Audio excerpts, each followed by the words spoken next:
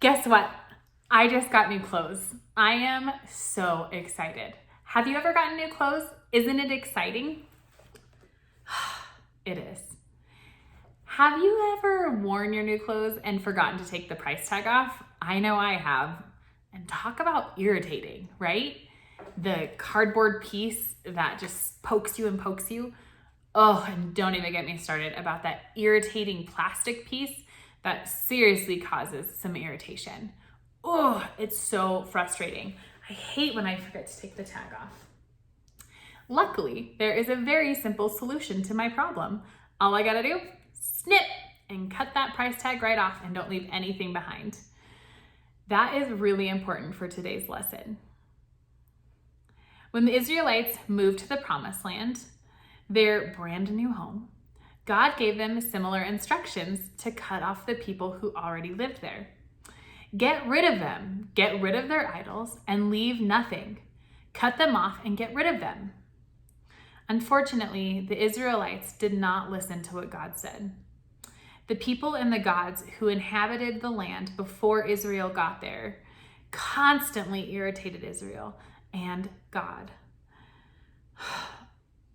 The Israelites let the Canaanites lead them astray, and they started worshiping false gods instead of the one true God.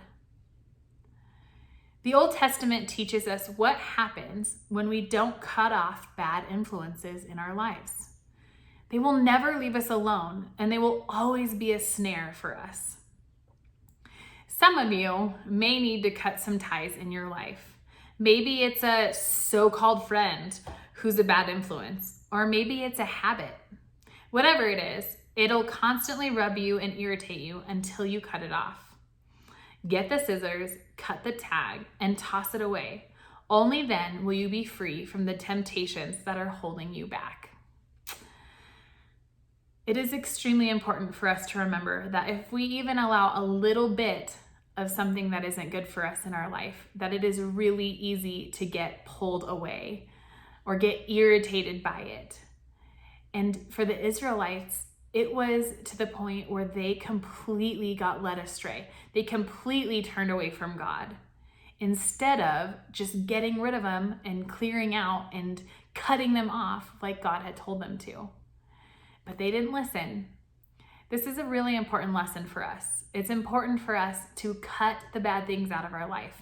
Not, just kind of, sort of, like we need to cut it off completely. And so that leads me to my challenge for you this week. Right now, we are in quarantine, and some things have been cut off that we didn't even intend to be cut off, like socializing and seeing people and hugs. But this is also a really good time for us to evaluate a few things. So I want you to ask yourself a few different questions, and they'll be different for each person because everybody deals with things differently. But these are a few things that I want you to think of. Look at what you're missing right now. What is missing from your life right now? What did you have to let go of now that we are in quarantine? What should you pick back up when we get out of quarantine?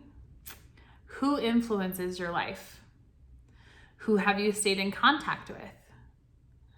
Are the people you spend your time with who you should be spending your time with? And the questions go on. But I really want you to evaluate the influences in your life. Not just the people, but maybe even the things that you give your attention. Are the video games you're playing influencing you in a positive way? Is the music you're listening to influencing you in a positive way? Is the TV or the movies that you're watching influencing you in a positive way? All of those things lead to temptation and can ensnare you in something that is not good for you. And you can't just do part way, it has to be all the way in. So I want you to take this time and this week and really evaluate those things. Really look at if you have good things in your life and what are the things that you need to cut off so that you don't get tempted. This is extremely important for our walk with Jesus. I want you to make sure that those influences are pointing you at Jesus and not at something else. This world is full of things that are not good for us, but they tell us that are good. And they might fulfill us for a second or for a little while. But God is talking about eternity. He wants us safe and he wants the best for us, and that is not the case for the world. And so I just want you to think about that as you evaluate things this week. Have a wonderful week.